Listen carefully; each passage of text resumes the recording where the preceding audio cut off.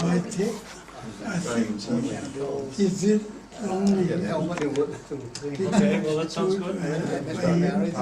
What's the option? Yeah, you said longhand, so I'm a bit lazy tonight, let's try and do top. So blokes tell me.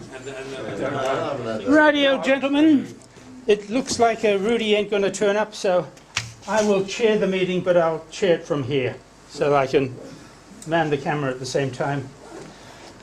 We have a fair few of apologies tonight.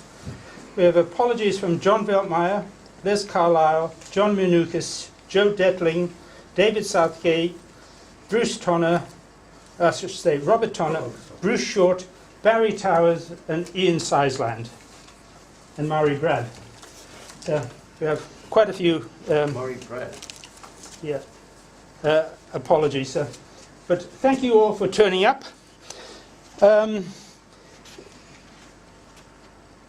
John Veltmeyer, I'm not sure when we're going to see John again. I had an email in from him last week telling me that his wife also has cancer. And his wife has cancer of the liver. She's in hospital. Her liver is in such a bad state that they're not prepared to operate on it. And they're not even, because it's in such a bad state, they're not even prepared to put her on a transplant list. So that looks pretty bad news. So needless to say, John is spending all his time with Jean. Jean? Can't remember. Kay. Yeah, with Kay. And so that's not good. My own case, my wife has cancer in the lungs and in the bones. We finally got to Royal North Shore, and after a week they finally did a biopsy, putting a tube down her nose and getting a sample of one of the tumours. And we're waiting for the result for that. From what I gather, once they get the sample, then they breed it, and they try and identify what the cancer is. And once they've identified the type of cancer, they know what chemicals to hit it with in chemical treatment. The cancer in the bones, from what we gather, has to be radiation. So I'm waiting for the reply to come and to see where we go, whether she goes into the Mater for a 10-day stint. I think it's about 10 days that they hit the cancers with. And if she does, whether she'll be in there or whether she'll be a day patient. If it's a day thing, I'll try and find a clinic closer to home than have to go to the Mater all the time. But that's another time. But currently she's at home and she's in a lot of pain. She's taking painkillers, but they don't do that much. So it's not pretty good. I'm pretty tired. I mean, I'm still trying to do everything that I do anyway. Like I went to work this morning, etc. So that's not good. George, you were telling me that your wife had a stroke. So Yep. Tell us the latest news. For a lady who was a British female parachute champion, at her age of 75, she was playing tennis twice a week, and bush care, very involved in embroidery, and minding the grandkids in Newcastle and Hornsby from Woy Woy or Patonga. She has a stroke, paralysed, the left arm is useless, and the physio are working on her leg, see if she can hobble or walk. From here onwards, looks like I'll be in Rod's position, caring for her at home, unless she goes to her home. Very unfortunate. She was very fit and bushwalker and everything else.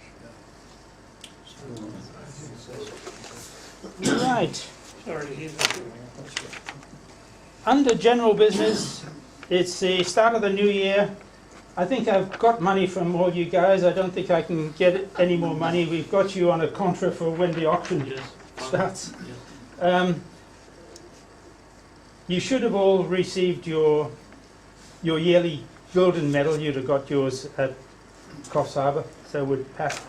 And we have a gold one for sale for $10. Unfortunately, I forgot to bring them in tonight, so if anybody wants one, I can mail it to you, or do it next time if you haven't already got it.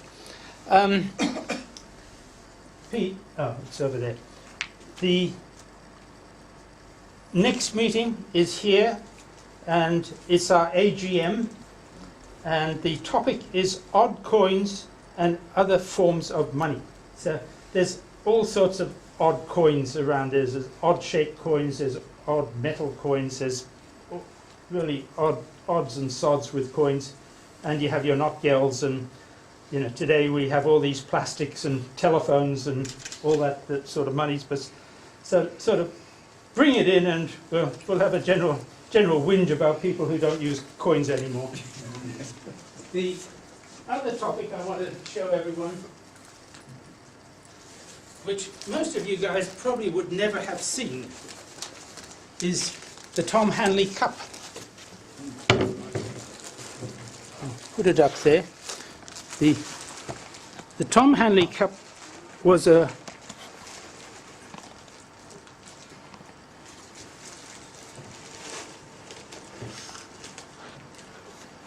cup that was started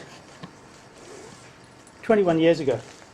21 years ago, I was on the committee. Tom Hanley was president.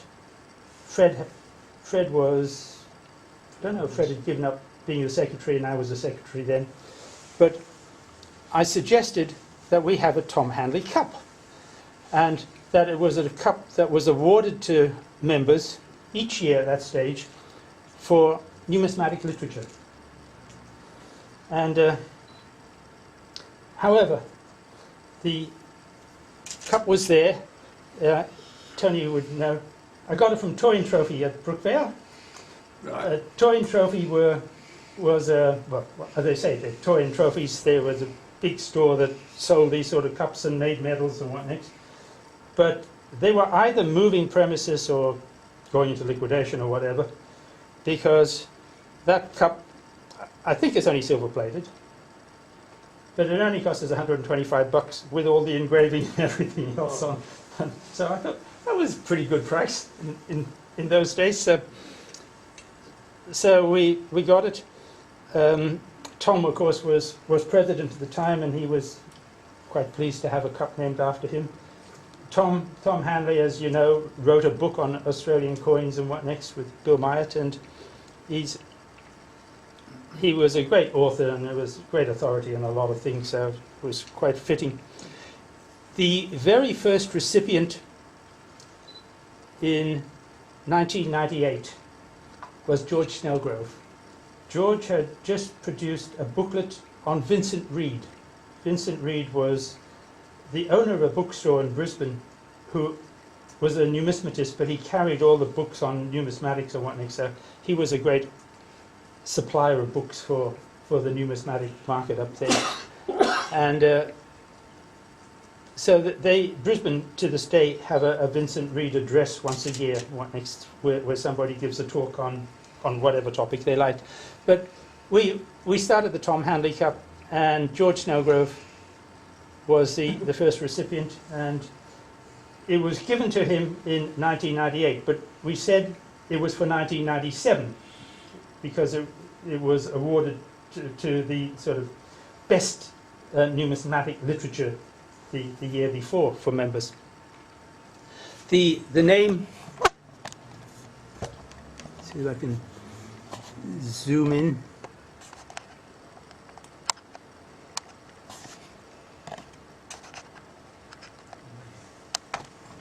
Okay, come on back. Come back. Oh, you can sort of see it. Yeah. Oh, that's Yes, better. yeah, George Snellgrove. So it's 1997 to George Snellgrove, 1999 to Barry Sheehy. Barry Sheehy was initially a Sydney member, and he used to come to a lot of our meetings. He then moved to Brisbane, and he continued by going to the Brisbane meeting. So he was a member of both. 2001, we gave it to Les. 2003, if you look at both left and right and on the bottom, 2003, it went to Ron Bolden and Peter Lewis. They had produced a booklet on the coinage of St. Peter, I think it was, or I can't remember, St. Peter or St. Paul, it was one or the other. And they showed all the coins that they had mentioned in their travels. The next load we go to Mel Williams. Mel had done an article on pastoral medals, Queensland agricultural and pastoral medals. So he wrote that. Peter Lewis in 2007 did a publication on identifying Islamic coins, which he actually paid for the publication, and we gave it to all members. So least we could do is recognize his efforts on one writing and producing it.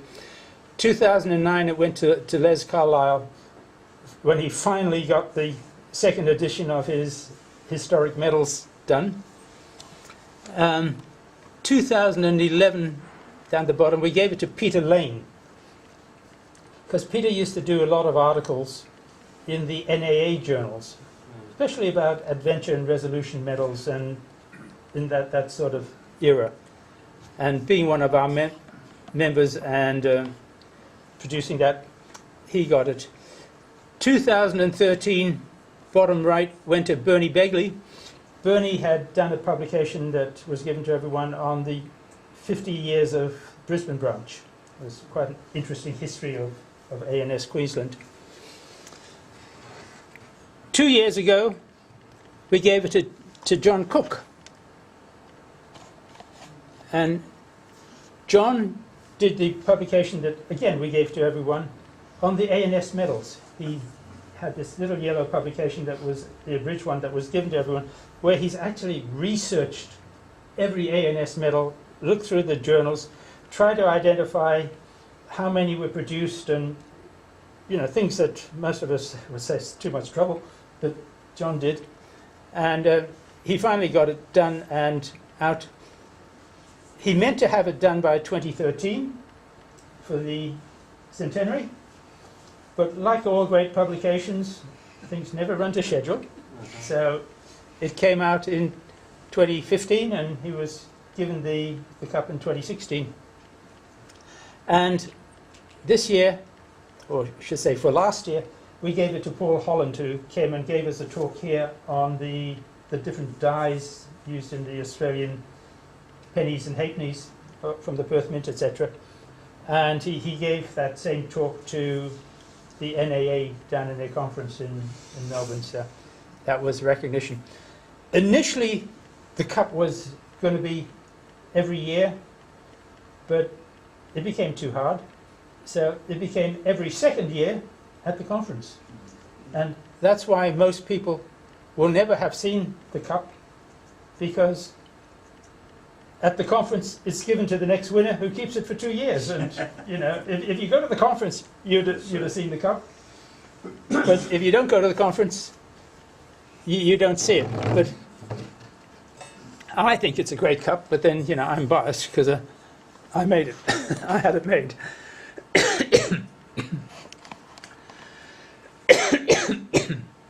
The literary award. So that's the ANS Cup. The other thing I want to regale you on tonight is we all know we have a series of proclamation medals. But at the conference, our patron John Kern reminded me that with our next conference in 2020 is the 250th anniversary of Cook's discovery of Eastern Australia and his mapping of Eastern Australia. Now, in 1970, for the bicentenary, we produced this medal, James Berry Medal, and at the very top it said bicentenary 1970. So I didn't know what 250 was. Was it 150 is sesquicentenary, so is 250 sesquibicentenary? I'm not sure. So the easiest thing is just to say 1770-2020 at the top. Just says it. You can work it out that that's 250 years. Yeah. So it's a very nice medal. Now, I asked them to do it in copper. Oh, I can see it looks coppery when you hand in the light in here. It does look a bit. Yeah, I forgot to say I wanted it with a matte finish, so they gave me a gloss finish. Now, to me that looks like gold, but this is the gold version, that's the copper version. If you put them side by side, which I'll do here, you will see that there is a slight difference in colour, but very slight. The copper version, that one, we're making 250 of them. Each member of the society will be given one in 2020. So instead of getting the Proclamation Medal that year, you'll get the Cook Medal. But because Cook is a popular theme, I'm pretty sure I can sell them. So I made more, and we'll sell them at $15 a pop.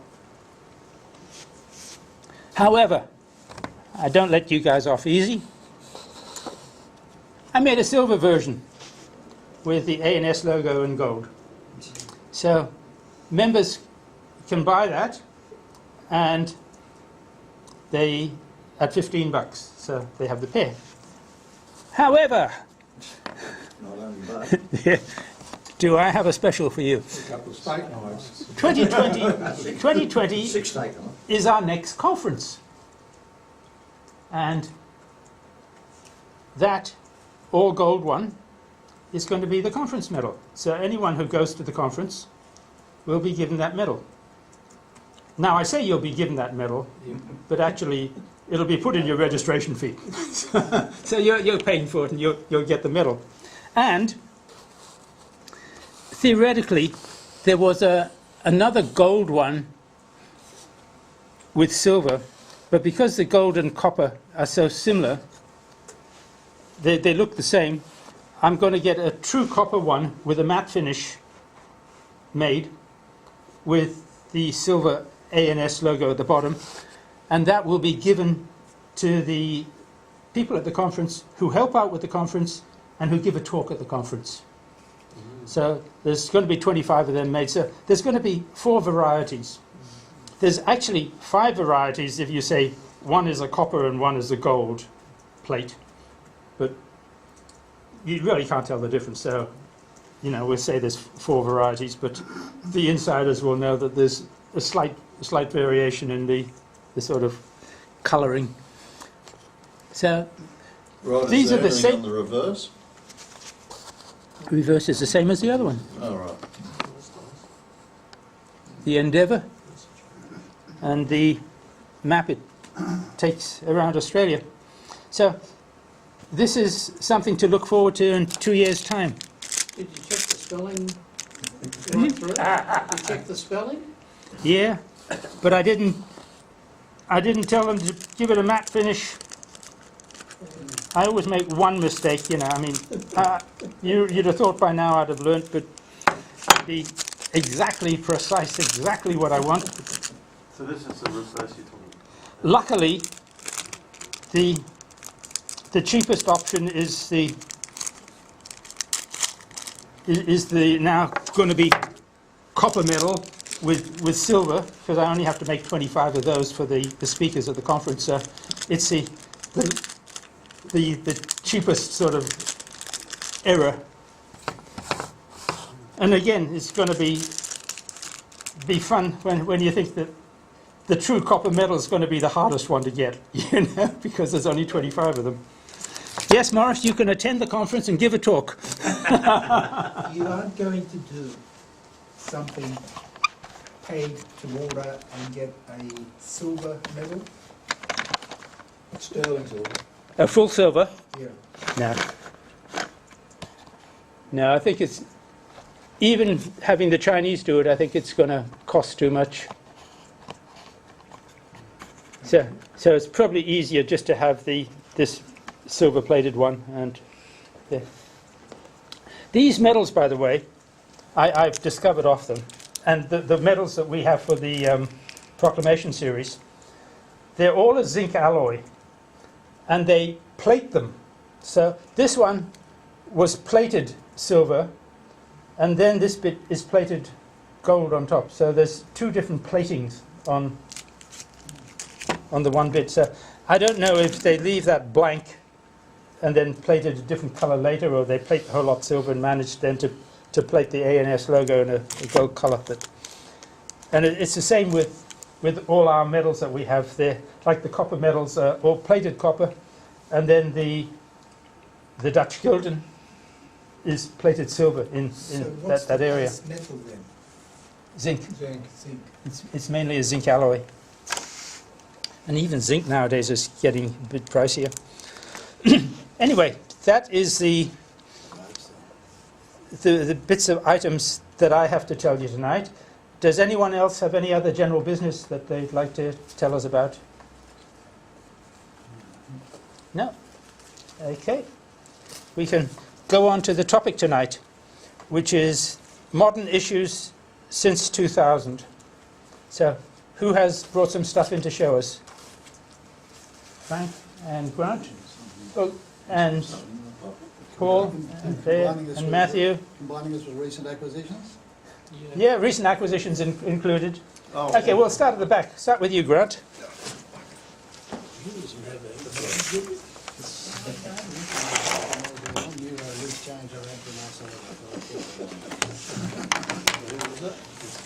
Grant, is it?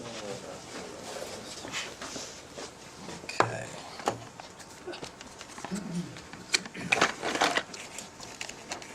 In my collecting, I don't usually buy modern, oh, there I am on camera, coins, but when it comes up for an anniversary of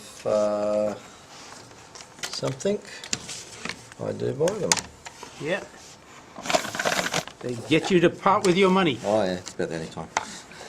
So it's the Sydney Mint Soccer. Yeah. Anniversary of the Sydney Mint. And then- So is that a Sydney Mint yeah, I think medal? it is. Sydney Mint sovereign is? Hang on.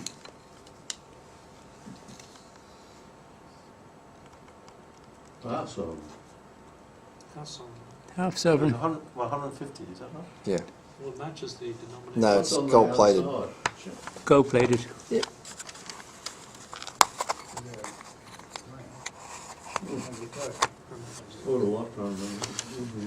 Very nice. Is it gold?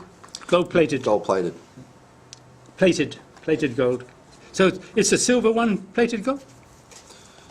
It's been that long. It's 24 carat gold plated. Right. What's the base though? Is it silver? Ag. What's AG? Silver. Silver. Gold. Silver? Yeah. AU is gold. Yeah. AU is gold. AG is 99.9%. yeah. So it's Yeah. silver medal plated gold. Argento. Very nice. Where do they get the dies from? Is it the right dimensions too? Probably. It's all there and there's information there. Royal Australian Mint, so you think they'd get it right, wouldn't you? Could you blow up the portrait a little bit more, Queen Victoria? Just want to see it a little bit better. Not one of those. So is it proof and non-circular, is that right? It's, No. One of the original one of those that exist. Oh, except for the proofs. Yeah. is, Yeah. You don't Doesn't see this many of them though. portrait look a little bit different from the originals? You have to look at it in person, so it might be the camera angle too. Yeah. Looking through perspex. The nose is a little bit different, I think. Oh, it's also the way it's, yeah. It looks a bit, Gold colours different too. Oh, it's the way the light's on, I think, too. yeah. She's got a bit of an egghead. The portrait looks, Yeah, she's got a bit of an Yes. egg-shaped head Yes. compared to... one. But that's a later one. Oh yeah, yeah, you can see the difference in the head style there. Yeah, Okay, Yeah, then it's I think all that's round. Yeah. sorry. Nice straight nose there. That's the second head. That's a second head, but still, yeah. Yeah. That's the second young head, isn't it? That's a real First oval one. head though, isn't it? First one. That's the first one. That's a yeah. nice head, and that's a real We're talking 4 years. oval shaped head. First sovereigns, Brian, 55, 56. Yeah. but the guy who did the artwork, wasn't he an Irishman? Wine. Wyan. Wyan, yeah. Was he an Irishman William who was over Wyan. here for crimes or something? No, I don't think so. Who was Still the here for nowadays? Yeah. So it might have been his bit of a at Queen Victoria for being sent over The here whole for his novel was done crimes. by a forger too, so. It's like when they had the Shield one and it says Australia and then they told them to change it back. I think Right. And another one, when the Perth Mint started making gold sovereigns again. Ah, yes, 1999 was it? Well, this I didn't start picking up at that time. This is a 2009. Right. There we go. fair enough. Yeah. And that's in gold, is that? Yeah, when I started buying them, they were doing, I think it was 10,000 of them, but now they've dropped it down to 5,000 mintage. Because they weren't selling something, they had them sitting on shelves. And then they started, oh sorry, I've got Lowering the to reread my information here. When this one came out in 2009, they're only making 2,500. Well, So they've dropped that down. you have a smaller mintage, there's more demand. So, Yes. yeah, Drop the price. pretty good. No, the price didn't get dropped. I just couldn't get rid of them, that's all. Yeah. Right. Alright. Thank you, Grant. Back over. Frank. What's on the back? What's on the back? I think it's the crest, the shield. Australian sovereign. coat of arms. Yeah. It's nice when you look under it. Oh, excuse me. 1959. Gold being gold flares as well. Well, you'd be ahead of gold price now, I think, wouldn't you? Yeah, well, I'm not quite in the same field as gold, which is best probably on this side, isn't it? Oh no, just stand over there and you can Can I just borrow that? just hand them over and show everyone what they are. The, I'll borrow this for you. So I'll get your nose on it. Okay. But yeah, but I think you probably would have all seen these are the one of the special set they put out for the Gold Coast Commonwealth Games there just recently. The Woolworths ones. No, they're. Oh, sorry. No, well, to be quite honest, this is something Murray gave me actually, so I'm not too sure. Oh, that's the Commonwealth Games. Yeah, the Yeah. Commonwealth Games ones. That's, Yeah, the mint sells them as well. yeah, no, these are from the Mint. There's no Yeah. mention of Woolworths, so. Yeah, you could buy them from Woolies too. Oh, okay, Woolies yeah. too. And just because it was coins of the 2000 era, you might all remember the 21st anniversary of us winning the America's Cup. So I guess there's a 50 cents that was put out for that one back in 2008. So it's actually 10 years ago, yeah, that one. Oh, that's Australia too, is it? There's one for Remembrance Day 2011.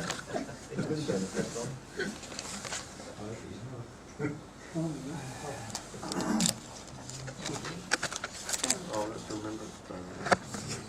There's a nice red poppy on the other side. Yeah. Oh, just as a,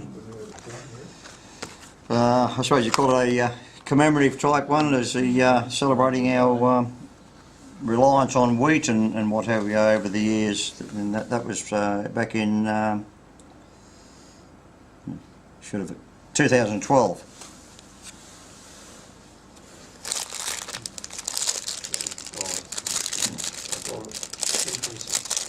Those were the two special coins that you could only get in the sets, weren't they? I mean, Yeah. you could get them in this double set, Yeah. but you could also only get them in the uncirculated sets. Right. Then I won't go individually, but then there's a set of each of the states with their celebration coins put out in 2009. There's one for each state with their state emblems.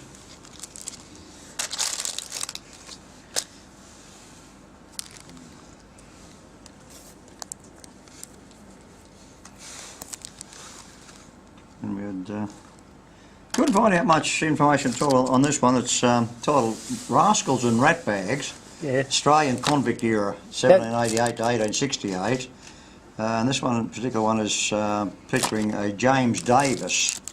Now, I've typed up into Google, and there's quite a few James Davis apparently were around at that time, but if there's a photo that looks rather similar to this caricature, as you might say, and apparently he was sent to Moreton Bay and we used to often live with the Aborigines for about 14 years before they came back into what you might call civilisation. Yeah, that was put out last year. No, it was this year, I think. Oh, sorry, it is too, yeah.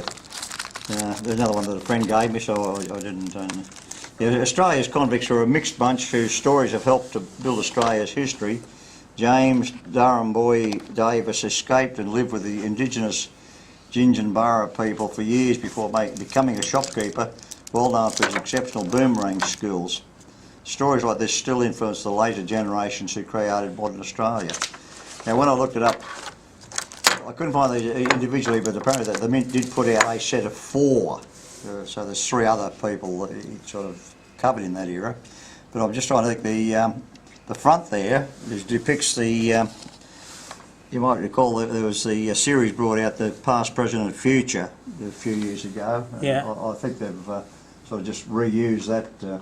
I think there's I'm not too sure which one that was. I think there's 5 or 6 in the series, different cards, because we were down at the Mint near the beginning of the year, Yeah. and the machine's got, I think, got 6 different cards. Well, I say that'd be the 4 individuals, because they only show a card with 4 on it. Oh, these were ones for the separate ones. Yeah, well, so I'd say, I think there's about 6 of them, I think. yeah. But I was just trying to figure out which of the coins that they've sort of reused there as that the face on that one, whether that's past, present, or future. Yeah. Different ones. They're $3. Yeah, but I say which is that one? I don't think it's any It of them. costs you $2 for the No. card and $1 for the coin. I think it's the same sort of theme, but Yeah. it doesn't seem to fit in with They're it. crook. Past, present and future was only had the early 3, then as it grew bigger, and as Oh, right. Oh, Yeah. well, so it's just It's just, I have seen it, but you know, yeah. I've just sort of brought to mind, yeah, that's very similar. They just reused it. Thank you, Frank. Excuse me, that's Australia. Everything there for everyone to look at. Australia too. What year was that? 25th anniversary, 2004. Right, who's next? Paul. Okay, well, I've got a multitude of things to show. Okay. Start putting them down. This is a recent acquisition.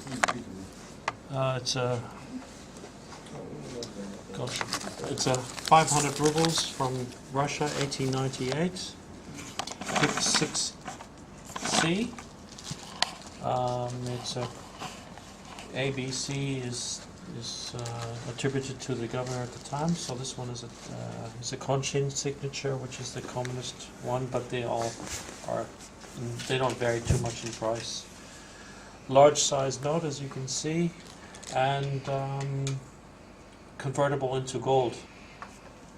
So they mention the convertibility in Russian, and it was in imperials. So imperials were 15 ruble denomination coins, which is interesting that it measures the 15 rubles because 500 cannot be divided into 15. So I thought that was a pretty interesting object. And the back is rather plain. This person over here is his name is Peter Belikin. Peter Belikin. So there's a Russian figure of note. So that's the only Quite colourful back. quite colorful back. That condition is pretty average for the 500 rubles that you can find on the market. it's an acceptable condition. I would call it a fine with splits on the side. They were heavily used. Soon, less than 2 decades afterwards, obviously there was the big revolution, not the coup d'etat by the communists, but the revolution by the Kerensky government, and then the takeover by the communists in October. So they had another series which was there then, 500 rubles then.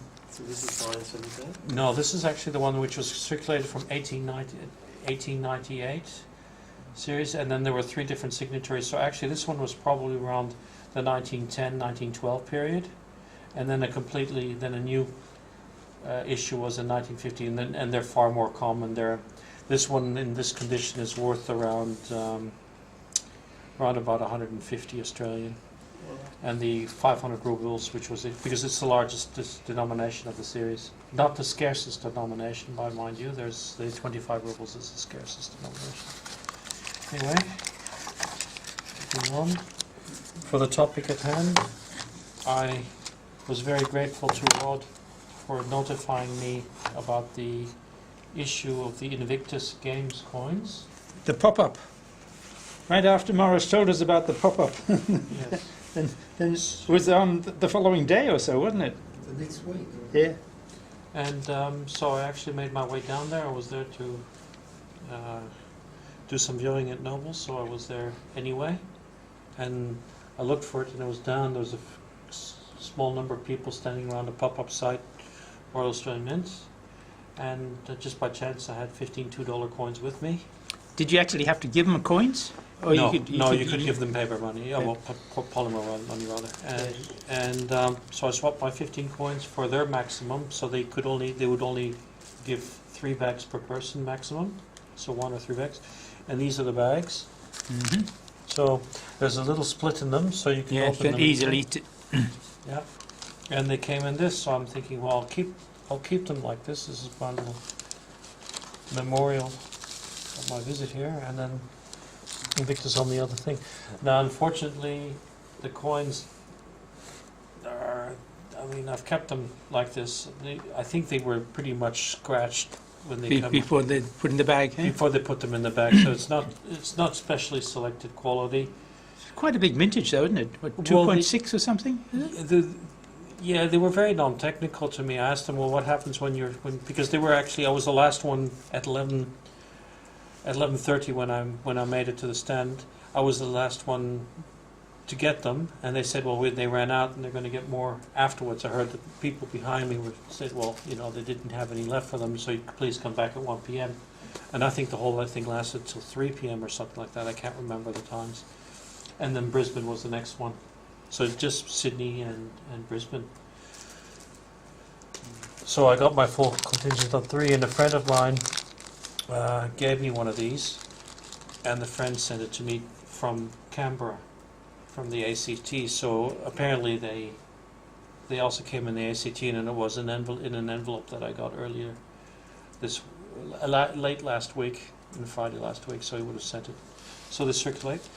Now this is something else which relates to Australia. Then I'll bring another foreign items. This is This is, after all, don't know if it's really this is funny money. This is Mr. Pryor in a younger version of himself, celebrating his 60th birthday. So he had the Bank of SP. Bank of Stephen Pryor. Ah, right. He's the IBNS chair in Victoria. in Melbourne, Victoria. Uh-huh. Like Mark Freehill still is of Sydney. So I obtained one of these when he came over for the Nobel auction. Oh, well, it's quite a nice Yep. publication. Yep. He's done a good job He's there. done a good job, very well centered. It's still a high grade of. Did he print it himself? Do you know? He had it printed. He had different versions made, as he would. He made. Did you go to gold? No, I didn't. Right, so what they, I don't know the excuse me a story. second, what they did, they ended up auctioning framed ones of them, right? And, it was all to pay for the convention. So, up went the hand type of thing. I got a lovely framed version for, I think it was $30. And anyway, when I took it home, I just couldn't help. I just don't like these things cased and all this, so I had to get it out, you know. And I got it out, and it turned out to be a photocopy, a colour photo of it, right? So, being friendly with Steve, I went back to him and chewed his ear about it. And said, I paid $30 for this. Can't I have the real one? So he ended up, and he's a top guy, Stephen. Yeah. He ended up sending me a complete set because he's got his old head and his young head, and so he sent me a complete set. But no, an interesting way of going about it. Yes, I mean It was all good fun. yes. So this £1. This is his version of a pound. Mm. Of drawing. So everything is relevant to stages in his life. Yeah. So Is he 60, is he? he's Yeah. now 60 years of age. So that's why it's a $60. Yeah. Looks far younger though. So so that's that. And then this is the recent. Later than 2000 and recent acquisition, a low serial number Bermuda $20 note, which I think is quite attractive. There are two versions of these, and the differences in the $20, what is it, hologram or whatever you can call it, on the side. It varies in the other. So it's 2,000. 2000, yes. I don't know the PIC number for that. I think it's a 35, but I don't want to be. Is it polymer? No. Is it paper? It is paper, definitely paper. And a nice scene on the back. Oh, it's a bridge, obviously. So, and then some little error notes to finish off the evening. Okay, this is the new series. I'll show it with the front and the back. They're both error notes, so I want them both there. Front. So this is the new circulating series, or one of the denominations of the new circulating series of Indonesian heroes. Don't ask me what this person was known for. I haven't checked up, but he's quite often in street names. So when you find street names in Indonesian series, you find Jalan Sudirman or Jalan Tamrin in many cities in Indonesia, not only in Jakarta, for argument's sakes. What would And that be worth in, Sorry, what would that be worth in Australian money? $4.80, and it's the second. It's the second highest denomination. I've got a couple of hundreds in my bag, but they're used and crumpled. They're just to pay for taxes. Well, why don't they move the decimal point? They're really serious about doing it, but It's stupid. well, it's like Iran, it's like Well, all of them. yes, all of them, like Vietnam. I mean, they could save some money or less print the whole business. They would do in terms of computing power. I mean, there's a very strong. The middle class is as large as the Australian population, so there is serious business taking place. It would make things a lot easier. But that would also have a ongoing effect on the low denomination coins, because they just recently issued a coin series from a 100 rupiah to 1,000 rupiah. Now you never see the hundreds and the 200s in change. You only see the 500s and the thousands, and even then they don't really circulate much. But they're just not worth And it. they're 5 or 10 cents. I mean, you really can't get anything for 5 or 10 cents. You used to be able to get one cigarette, which is most males smoke. So you could buy a cigarette with a coin, but even that you can't really do. You see 5 cents. 5-cent coins here in Australia. No one is bothered to pick them up. How they just leave them there. I do. I still pick them up. What size it is? Okay. Hope I didn't screw it up. You do that. Oh Is that another different one, is it? no. Is it- Oh no, they're not errors. These were okay. Now I know why I got them. These are I call them poor man's ladders, because they don't start with a 1, they start with a 2, 2, 3, 4, 5, 6, 7, 8,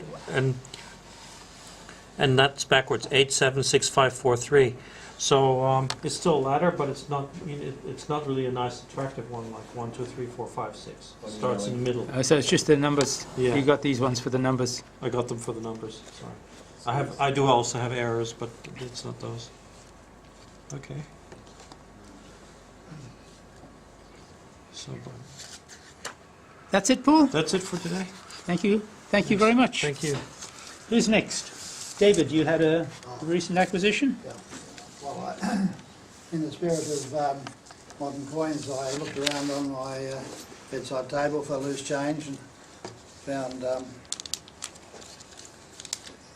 €1 piece 2009 from Italy, which has got an interesting reverse, I guess you call it,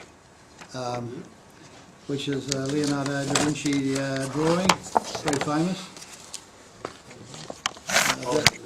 It's got a special name, but does anyone remember what it is? The man with the arms out and fitting in the perfect square and stuff. Anyway, I think it's a nice design, and I brought along just for that. Obviously, Leonardo. He's got 4 legs. Pretty good.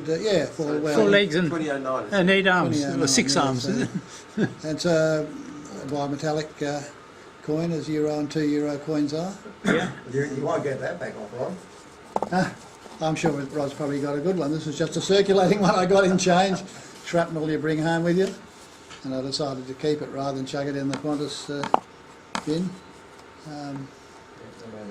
So I think it was quite a nice coin. But the recent acquisition, that's recent too actually. I only got that like when I was in Italy a month or two ago.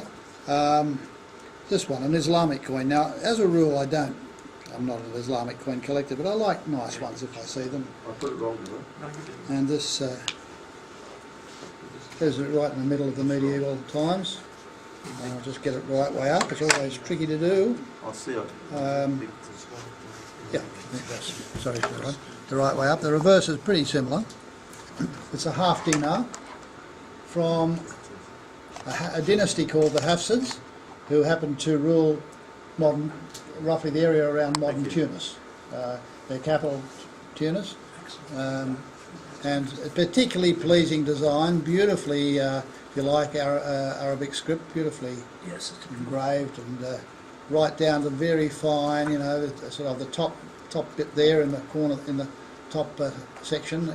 There's two lines of characters there, believe it or not, and I'm sure one of them will say the mint, but I don't read Arabic at all, so I've got to go into pattern recognition. But it's a very pleasing script called ornamental Kufic, and the giveaway that this is where it's from, Tunis, is you see this sort of the middle design is basically in a square, a voided square, or it would be if it didn't have that row of tiny little beaded dots all the way around the square. That's what says it's Hafsid dynasty.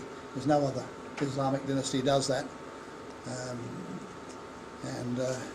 I'm sure I won't bore you with the sort of history of why that happened, but I will actually. In 1212, very important date for Spain, the northern Christian kingdoms got together and had a mighty big battle in the plains just below the Sierra Morena in central Spain, and defeated the Moroccan army, actually there to try and fight it out. And that spelt the end of the Moroccan dynasty, which was called the Almohads, and ruled the whole of North Africa.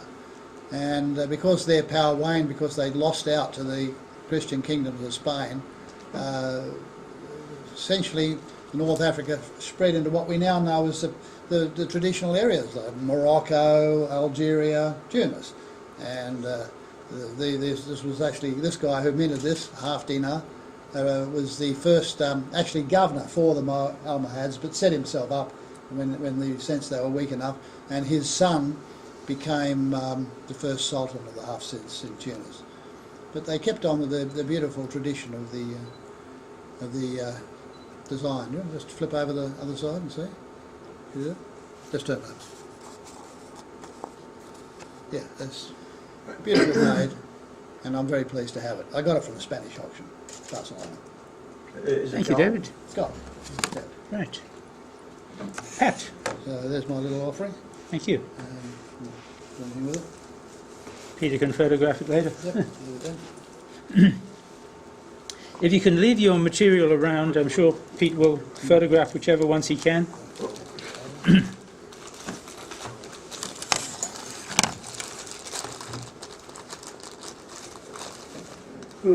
We've got to go back to Dirk Hartog, who left a plaque over in the bottom end of Western Australia. That's a, this is just a 20 cent, I think, one. It's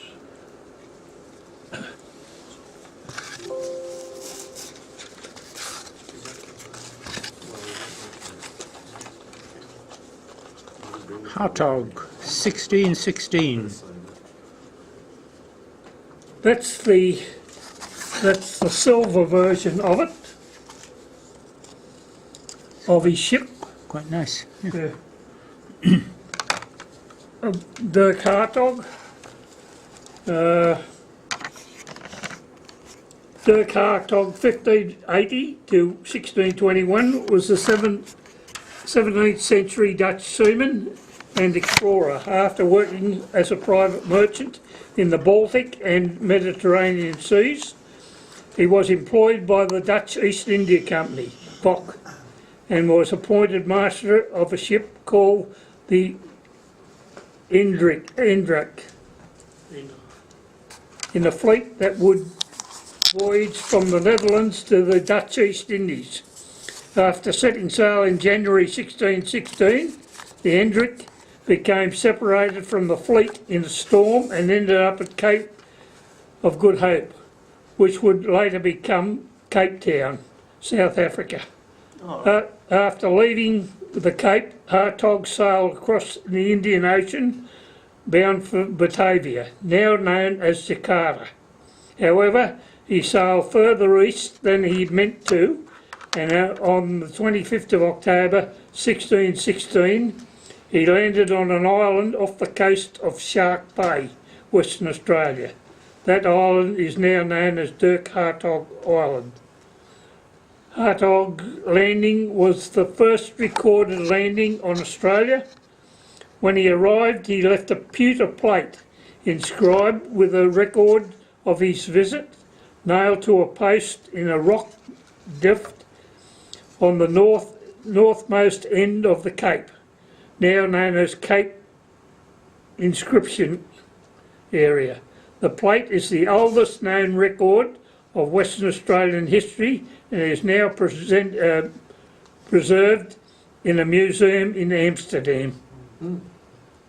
Somebody else took the plate and it went back to who they were.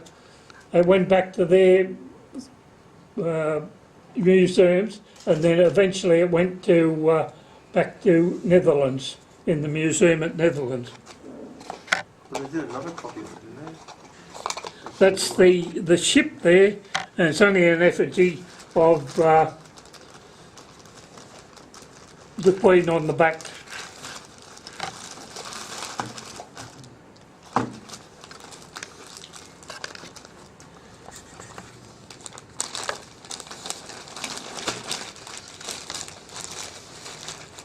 You saw this one before. It's the Remembrance Day, 11th, the 11th, 11. This one is also remembering the nurses. It's a 20-cent coin, and it's also with the 2009, I think that one is. And it's a remembrance. You've seen the Flanders poppies, and that was the first poppy that came out when they were over there fighting in Gallipoli.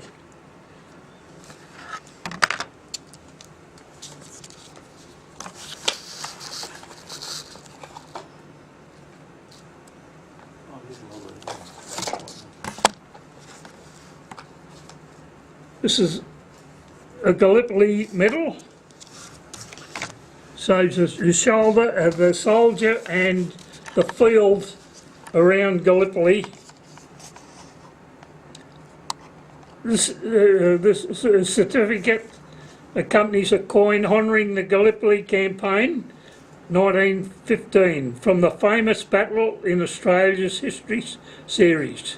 Struck at the Perth Mint, the Gallipoli or Dardanelles campaign took place the Ottoman Empire between April 1915 and January 1916. The operation consisted of a joint British-French mission to capture the capital of Istanbul and secure a sea route to Russia. On the 25th of April, at approximately 4:15 a.m, on a still spring night with the seas mist rising, members of the Australian Imperial Force AIF landed at Gallipoli together with troops from the New Zealand, British and French. It was shortly after this landing that the High Command realised that the men had disembarked in the wrong position. I think they're getting out of it by wording it that way, and insisted on facing the friendly topography south of the Anzac Cove.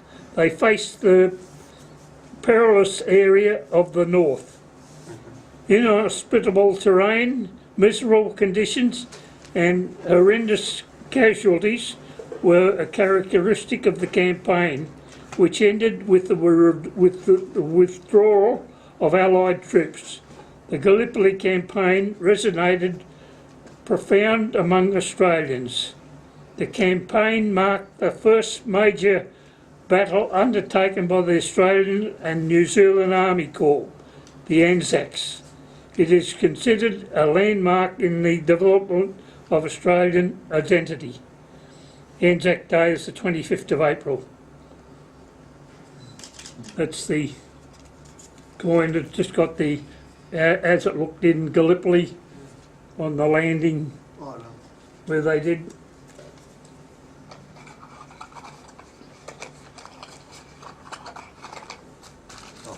And the other one was the 11th of the 11th, lest we forget. Armistice Day. It comes up, opens up like that, which gives you a coin there, 1111, and the 11th hour of the 11th day of the 11th month has attained a special significance since the Great War finished in 1918, the moment when the hostilities ceased on the Western Front became universally associated with the remembrance of those who had fought and died in the war. Each year we remember those who have suffered and died for Australia, Australia's cause, in all wars and army conflicts, and recall our human qualities of courage, mateship and sacrifice, which continues to have significant meaning and relevance to our nation's identity. And then it's got, they shall grow not old as we that are left grow old. So that's... Are they medals or coins? Medals.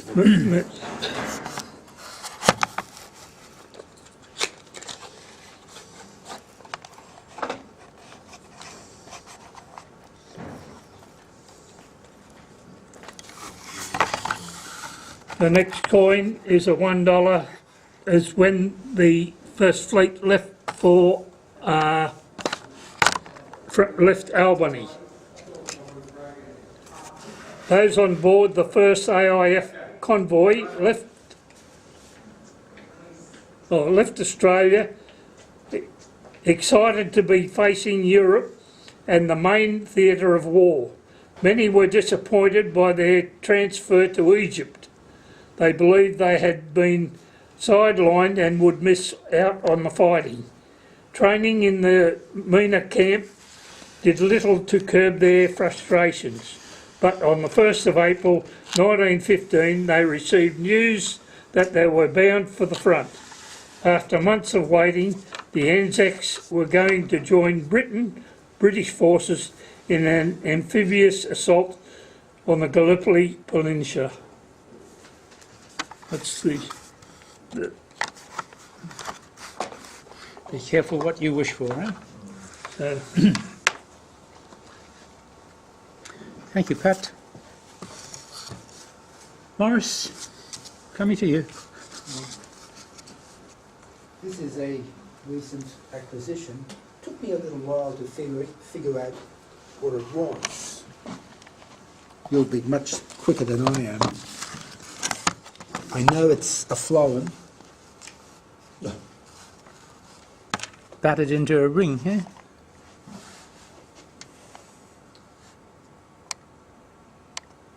It's upside down. And if it was a little sharper, you'd be able to see that the date is 1943. What is it, a shilling? Florin. Florin. Two And on the reverse, you can just see the king's head. Well, you have to. So someone's trying to make a ring out of it. I finally figured out what it was. Second World War twin chart. Soldier, prisoner of war maybe, had absolutely nothing to do.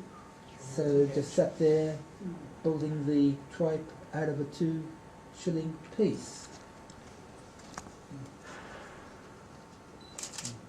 Interesting to find things like that. Can't have it by a train. No, Or tram. Tram.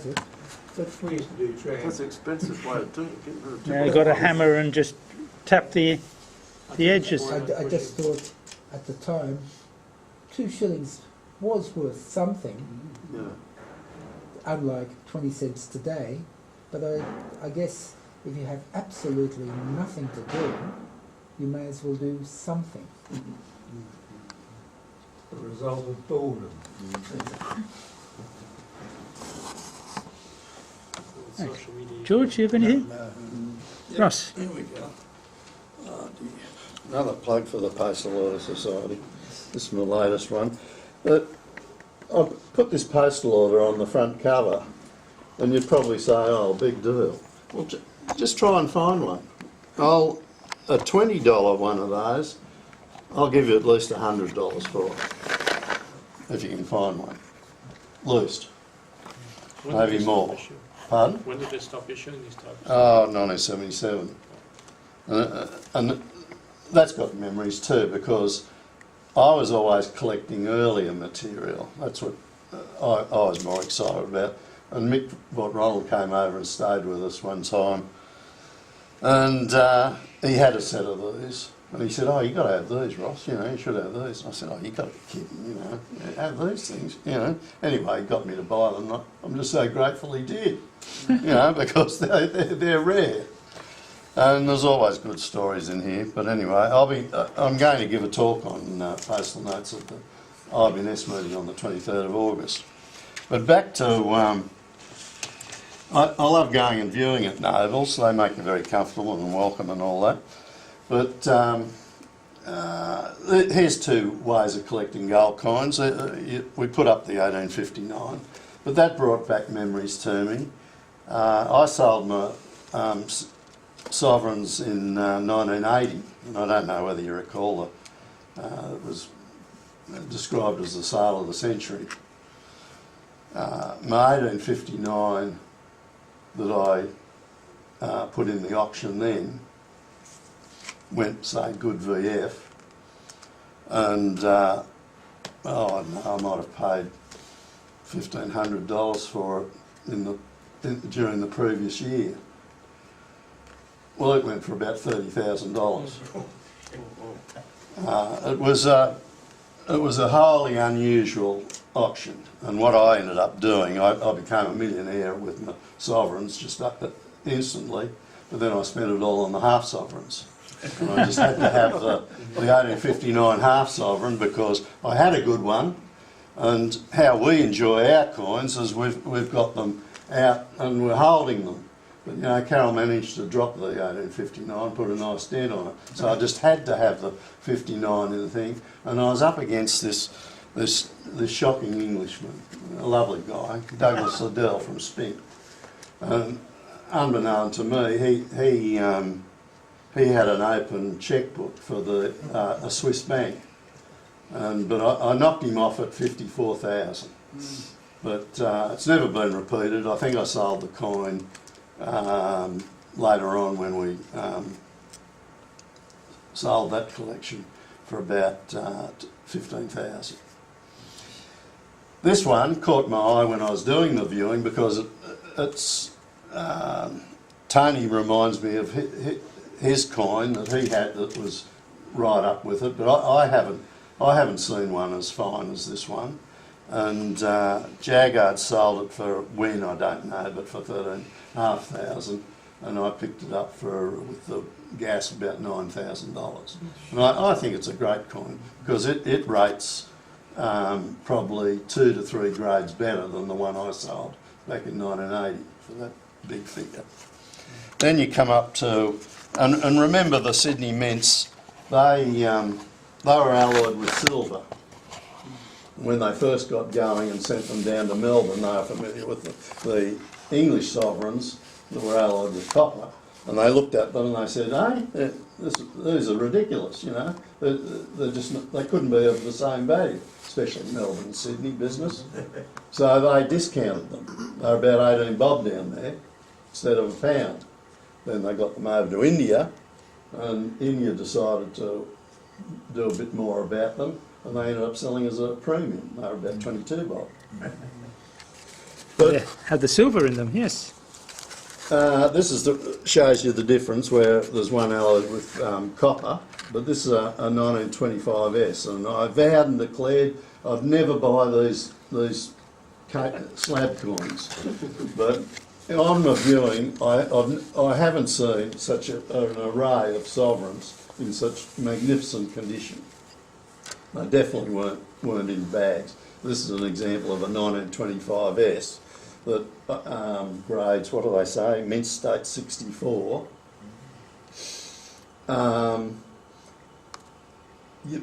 1925S, right, 1 year before the mint closed, a little over bullion sort of thing. And to me, I think it's a steal, because if you go 1 year more, 1926S, you're looking for a coin of that quality, you're looking at paying $40,000. So that just gives you an idea, a little bit through the market, where we're at with it. One dealer had a win. He bought a threepence there, and has whizzed it over to Hong Kong and had it slabbed, because they've got the slabbers in Hong Kong, different parts of America, and Paris. And only last week, the auction was only about 10 days ago, wasn't it? He bought the threepence, whizzed it over there, got it graded at, I think it's MS66. So instead of about the 7,000 he paid for the coin, it's a $30,000 coin. I'm just saying that's it's foreign to me. I'm not interested in playing that game. I bought this just out of, well, I haven't discussed it with my wife yet. Jim said, "Have you got any money?" You know. But, you know, I heard one dealer say, well, you don't have to pay till next year, I don't think, you know. Pity the seller. If you get on the right side of him. Yeah, so anyway, they're my recent acquisitions. I didn't have something or two. Excuse me, Rod, if I could just, what Ross just said about the Australian Sydney Mint, Australia reverse sovereigns. I was in Europe in the mid-60s, and I was buying gold in the banks, from the banks. And I was surprised how the Australia reverse sovereigns and half sovereigns were unpopular. The Italians or the French, even the Swiss or the Spanish would look at them, different colour, very sickly, they were very biased about it and doubtful. And at one stage, at one of the banks in Switzerland, I got them at 10% cheaper than the others. This is when gold was $92.72 an ounce. Okay, And I did buy quite a few, and some choice coins. But anything with damage or anything like that, I think I once told the club I bought a 55 half sovereign in a VF condition with a hole in it, which has since been repaired in China, and you can't tell the difference. But that was a story on Australian sovereigns overseas. Just reminding you of something else you might. This is us researching at the Reserve Bank. They make you really welcome. But here we are in the RBA archive, seated at a historic desk where important financial decisions were made by early RBA governors, you know, the likes of Hugh Trail Armitage. And it's a nice place to be. But what we actually found that time was another one that I've just quizzed that I'll announce at the next edition of this. Does anyone know of a postal order or note for general circulation with a print run lower than 20 of each denomination? Mystery to be revealed next one. Keep them guessing, eh? 20 of each. Thank you, Ross. Right, if nobody else has any items, I'll up to you lot. no, you go first. You sure? Yeah. Okay, well, these are all 2000. It's the Queen's Platinum and Wedding Anniversary. Mm-hmm. There's two of them. I'll show each. And then there's the Brownlow Medal. And then there's Happy Diwali. That's some Indian thing, I think it is. Okay. And Fireman Sam. That's from 2017. Okay. PNC, 3,500 issued to that one.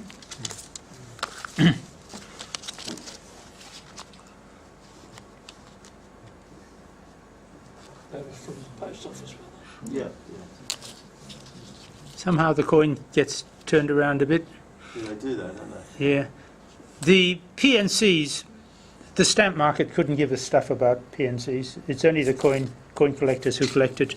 As far as the stamp collectors are concerned, that stamp is a really common thing, so who cares? As far as the coin collectors are concerned, this might be the only way you can get this coin. Yeah. So they're really an issue for the coin. For those who follow AFL, they put this out last year for the Brownlow. Brownlow, yeah.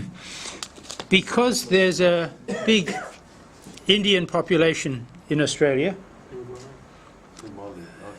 Indian and Chinese, they cater for the Indian population, so if there's a market out there, produce it.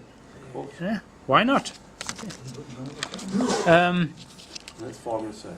For the kids, the Fireman Sam stamp came out, the medal came out as well. Just recently, the last two that were issued just this month was for the 65th anniversary of the coronation. So, issued in June. Again, you can see the medal has sort of turned around. It says 65 there. And this is the latest one that came out for the battles of Coral and Balmoral, which were the biggest battles in Vietnam. They were bigger than Long Tan. The fire bases in Coral and Balmoral were...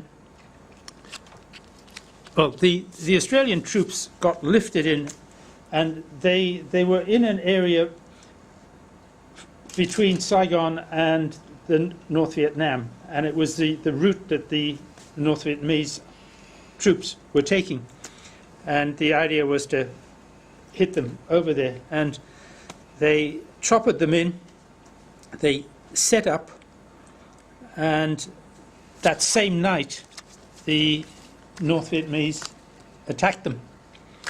Luckily, they had all their guns sighted and what next, so they took a lot of casualties, but they gave back as good as they got. That was Coral, and Balmoral was further north. It's about 35 miles further north that they sent up, and it was another route that the North Vietnamese army was using to infiltrate down. And by this stage, the Australians had tanks. They'd brought their tanks in, so they had tanks with them. So luckily they had the tanks, but during the day, the Vietnamese had dug caves all the way where they retired during the day. They went to sleep and they came out at night and started doing the attacking. So the Australians went out at night as well, but during the day they also recce'd out in these caves with the tanks and blasted shit out of them.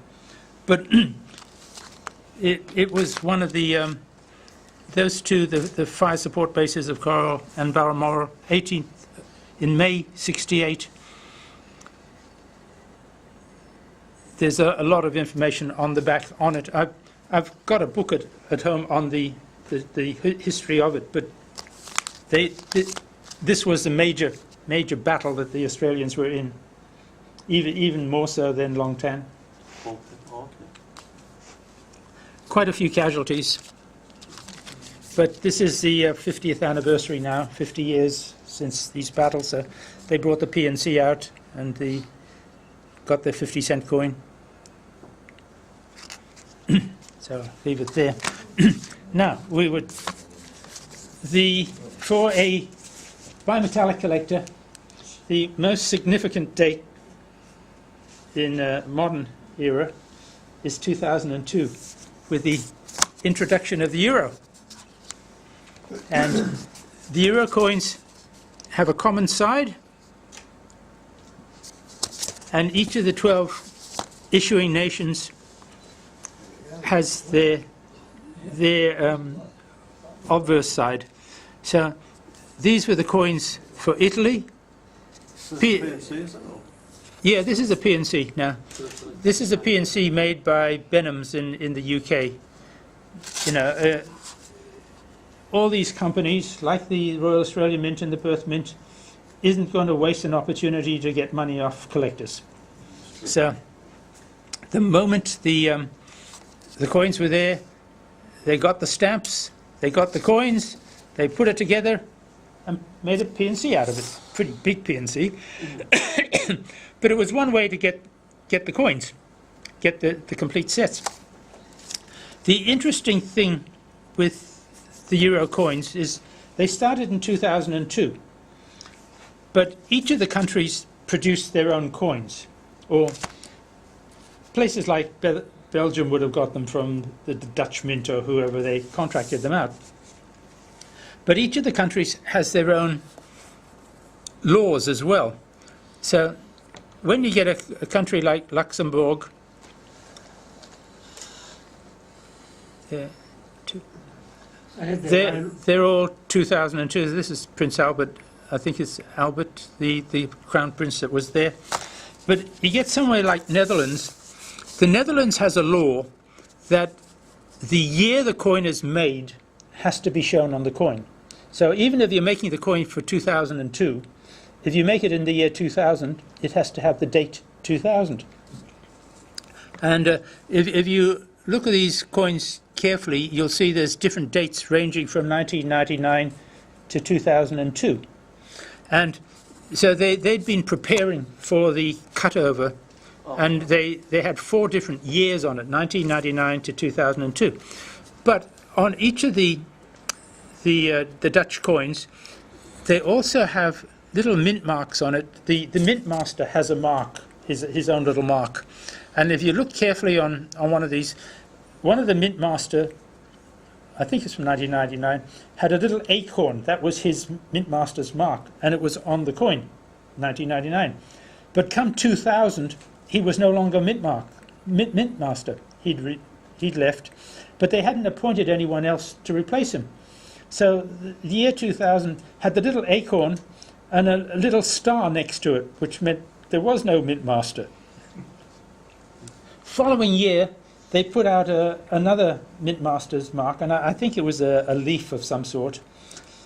And the following year after that, 2002, he'd left as well, and they'd have the leaf with a little X, little star next to that as well. So you have these 4 coins, all the same, but when you look at them, there's these tiny little variances in the markings on them. So they were quite interesting. Yeah. The German ones, this is the German eagle, they have 5 different mints. So you have to look for the mint marking on them. I think most of these are on A on it. A is Berlin, but there.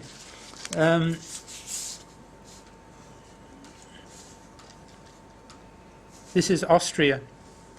Austria are all 2002. So this is Ireland. So the harp, they're all the harp all the way through, so they're 2002. This one is Finland. Finland, yeah, they have different years on them, so it's 2001, 1999, etc. Finland, when they issued the coins, there was a lot of controversy because they didn't want to issue the 1 euro cent, the very bottom copper coin, and they weren't going to issue it. But they'd put the coins out in sample bags that they'd sold, and people had bought all these sample bags. And then there was a debate as to whether they were going to put the 1 cent coin out. And of course, all these people already had them in the sample bags, so suddenly these sample bags became very expensive as people tried to get the 1 cent coin, which they thought weren't going together. But then the EU stepped in and said, hang on, it's a common currency, you've got to put a 1 cent coin out. So people who paid 50 euros for this 2 euro sample bag or whatever had done their dough. France also has different years on theirs, because again the year has to go out. This one is from Belgium, so you have the Crown Prince or whoever he is. What? Is it King? The king, yeah. Spain. So on Spain, you had one. I think it was Juan Carlos who was there at the time. I don't think it was Franco. And this one was Greece. So the Greek ones. Now, they were the 12 issuing countries, but there were other ones that did issue in 2002. A little additional history.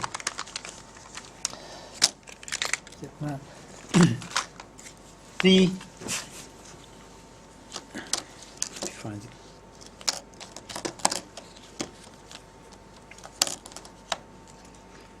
Monaco. Monaco issued a 1 euro, which had Prince Rainier on and his son Albert there, that was issued, and the 2 euro, which just had Rainier on by himself. Now, Monaco was allocated a certain number of coins that they could produce from the French coins. Each of the countries had a certain limit. They're all members of the ECB, and the ECB set a limit as to how many notes and coins and what each country could produce. And so Monaco put them out, and they came in they were deducted from the French allocation. I have one of these PNCs from Monaco, but when I got it, there were French coins on them. They weren't the Monaco coins, so I was a bit disappointed, but still, it's nice to get the Monaco coins. The other one that was hard to get was San Marino. And again, San Marino, 2002, put out a 1 euro and a 2 euro. San Marino used to put out coins. They were made by the Mint at Rome. And for San Marino, their coins were sort of touristy money. I mean, it was interchanged with the Italian money, but it was a tourist collecting stuff. And the same with the Vatican. The Vatican Rome Mint used to put out 500 and 1,000 lira coins for the Vatican, and they produced lots of them, and the tourists used to buy them. But when they came onto the euro, they were very limited in the numbers they could buy, and suddenly you couldn't get the Vatican coins anymore. And the 2002 Vatican set was sold for over $1,000 US. And I'm a coin collector, but I wasn't prepared to pay that sort of money for it. So I don't have any Vatican coins after 2001. I don't have any of the euro coins. The other one that was interesting was Greece. Now, Greece joined the euro at the very last minute. They should never have got on because their economy just wasn't strong enough, but they did. And when they put out the coins in 2002, there were some coins that have an S on it, because the Athens Mint just couldn't produce enough coins for the start date of 2002. So they subcontracted to other countries. The 1 euro coin has an S on it, which indicates it was made in Finland, the Suomi. Some of the smaller denominations have an F, which was for France, and E, which was for Spain. So the Spanish mints and the French mints produce some of the other Greek coins. So you can get Greek coins with different mint marks from different countries. So that's my contribution. Thank you all very much. I'll just leave these here so you guys can have a look if you're interested. Luxembourg? Yeah, Luxembourg says. Yeah, I'm sorry, it was there, was it? Okay. Yeah, it's Luxembourg.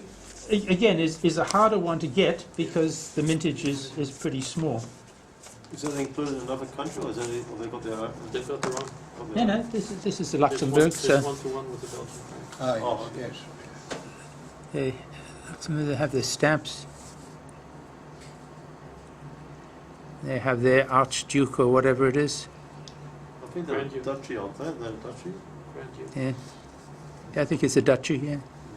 So that's the Luxembourg ones. And these ones, okay, they're made for the collector market, but I got them on eBay at the time because I was looking for them, and they were hard to find, and you had a fight for them. You couldn't get them at sort of, I don't know what the issue price was, but they cost $15 each or something like that to get them. And I was happy to get them, but they disappeared very quickly, and you never see them anymore. So they've gone into collections wherever people like me have got them, and today they fetch actually a hefty premium if you're lucky enough to get them. So now, does anyone have any other thing that they'd like to show? If not, I shall declare the meeting closed. Come and have a look at the items and partake of refreshments. Carol made Half past muffins this 9. afternoon, so make sure you have a muffin. It was only 6, I didn't expect it.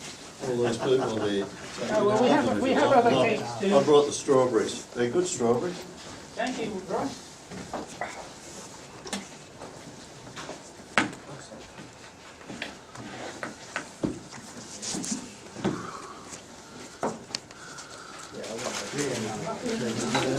Take these personal from me. I know the job already got one of those, but still. The name of it. The name of that starts with MED. I can't think of the rest. The name of the posture of There's one in Rod's collection. I It know, might be nominated. What it is. It's Vitruvian Man is the thing that comes in my mind. Is that right? yes. Yeah, but I'm not sure what it means either. Anyway, there you go. Yeah, I know this one in Rod's. So what year was that? Was it That was 2009. So they're still minting them, even the same design in 2009 Peter, as 2002. Make sure you get something to drink. That's 1250. Oh, Rod, was there anything ever coin-wise or like these done for Sir John Monash? Sometime in 1230 to 1250. I'm not sure. They did. It's a great I pity if can't- it I've hasn't forgotten. been, because, you know, these are Date, fabulous, because really. it wouldn't be They're dated good they- memories, you know, and all those one Pat had. after And it gives you the story of the Yeah, battles. yeah, no. I've got the book at home, which Someone was The telling history me of the the other day that they're quizzing their child on history, and they knew nothing of Lachlan Macquarie or the other side. any of them. any of them. It's a lot of Aboriginal stuff they're teaching them, you know. These are 10-year-olds. Yeah, well, Golden does. They don't know who Lachlan Macquarie is. Pardon? They don't know who Lachlan Macquarie is. Nah, you know. No, I'm just saying they're not teaching it in the schools. As, you know,